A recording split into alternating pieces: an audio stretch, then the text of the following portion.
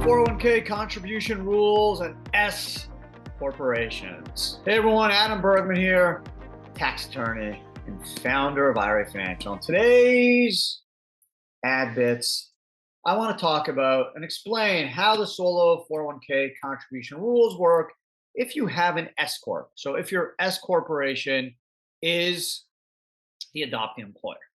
This is a 5-part series. I've already tackled solo 401k rules and sole proprietors, single LLCs, C corps. I'm going to do S corps today, and then last one will be on partnerships and guaranteed payments and W-2s and all that fun stuff. So the S corp one's a lot like the partnership one. Okay, so if you're watching or listening to the S corp one, you may you'll definitely want to listen to the partnership one, but similar rules. What's an S corp? So an S corp is a type of C corporation. It is a C corporation that files to be treated as an S election. Okay, that's all it is. It's not a separate type of company. It's a C corporation that files a 2553. It's an S election form to be treated as an S corp. What an S corp is basically, it makes the C corp treated as a pass-through entity. So an entity that has one level of tax, not two. A C corporation, think of it as a big box. There's the corporate level, which is subject to a 21% tax. And then the shareholder level, all dividends from the net earnings of a C corp after tax can get dividend up to the shareholder, and the shareholder will pay tax. That's called 2 layers of tax. That's what a C corporation is recognized for. An S corporation is a lot like an LLC. It's a pass-through, right? Think of it as a funnel. There's no entity level tax. However, there is a member shareholder tax where the S corporation shareholder pays tax on whatever is flown through from the business to the S corporation shareholder. Now, when you own an S corp, generally you're also going to need to take salary, W-2, right? You can't just have all the net profits from the corp flow through to you as the owner.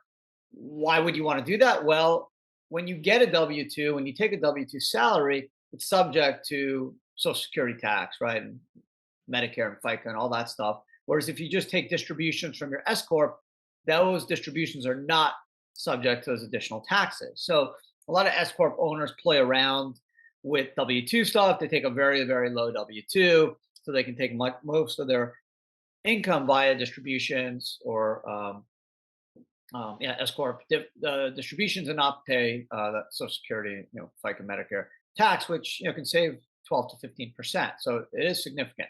Now the IRS is watching that, and they will audit you. So if your S corp makes $1 million of profit and you take a $7,000 salary, probably gonna have an issue with that. So they want the S corp W-2 to be reasonable. If not, they'll make it so, and they'll essentially recharacterize some of that income as salary. So the S corp is super popular, but there are restrictions. Has to be a U.S. corp. Only have U.S. shareholders. Most shareholders have to be individuals. Single member LLCs could be shareholders. An IRA cannot be a shareholder of an S corp. Only one class of shares. No more than 100 shareholders. So it's generally used for private businesses, right? Non-publicly traded, small private businesses. Usually, venture capital funds or companies that are going to attract investors are not S corps because they don't want shareholder restrictions. The one class of shares too is an impairment. So generally used for privately held small family businesses, but there is a tax advantage by having one layer of tax at the shareholder level, no entity level tax, plus you still get limited liability protection like a C corp. So it's obviously a great type of entity. I'd say the S corp and the LLC for small businesses are generally the way to go. That's what most small businesses do. So how does solo 401k contribution rules work? Well, a lot of it gets tied to the date the tax return is filed. So an S corp files an 1120S to March 15th, not April 15th, but March 15th. And if you get an extension, the furthest you can extend to September 15th. S corp shareholders, S corp employees, I should say, earn salary through W-2. So generally, because your W-2 is known as of 12/31, you know what you're going to make. The employee deferrals, which is 20,500 or 27,000 if you're over 50, that must be made before 12/31 of the year in question. So the intent is you need to at least the intention is to make those contributions as of 12/31. The profit sharing, that 25%, right? Corp, if you have a W-2, C Corp, S Corp partnership, it's not 20% like a sole proprietor or single member LLC, 25% of your W-2.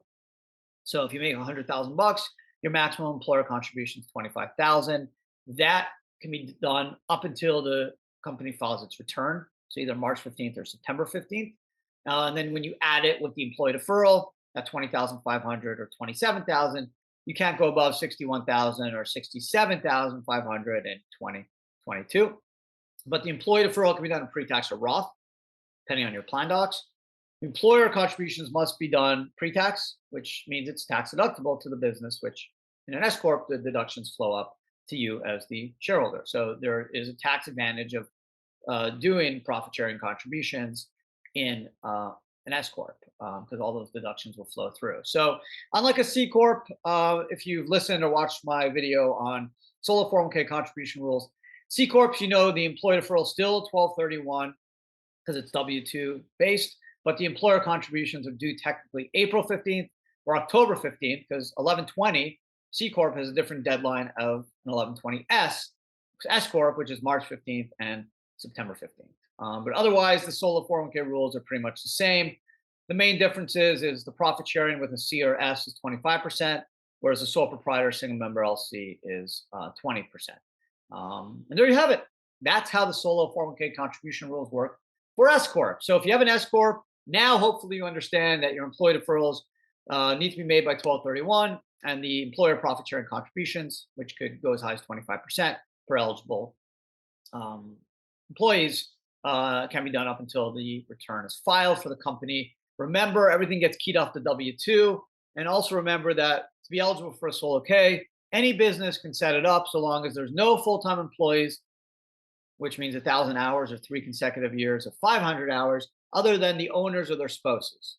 So essentially, as long as you don't have a non-owner or spouse that works more than 1,000 hours, that's a W-2 or 3 consecutive years, 500 hours, 1099s do not count, you're good to go, and your company could set up a solo 401k. So hope you guys enjoyed today's podcast. I know I did. Lots of fun. These rules are important because it's so important to take advantage of the contribution rules if you have a solo K. I mean, that should be one of the primary reasons why you adopt the plan, to maximize your contributions on an annual basis. So you can sock away a lot of cash each year. And the money, instead of going to the IRS in the form of taxation, ends up in your plan where it can grow without tax, and you can invest it in stocks and real estate or cryptos, whatever you want. You have control over it, and best of all, you get deductions, and the money is in your pocket, not in the pocket of the treasury. So it's all about education, understanding how these rules work, so you can maximize your benefits. So hope you guys enjoyed today's podcast. Appreciate all the support. Thanks for listening wherever you listen to your podcast. If you watch on YouTube, well, appreciate it as well. And just have a great day. Be well, and thanks again for your support. Take care.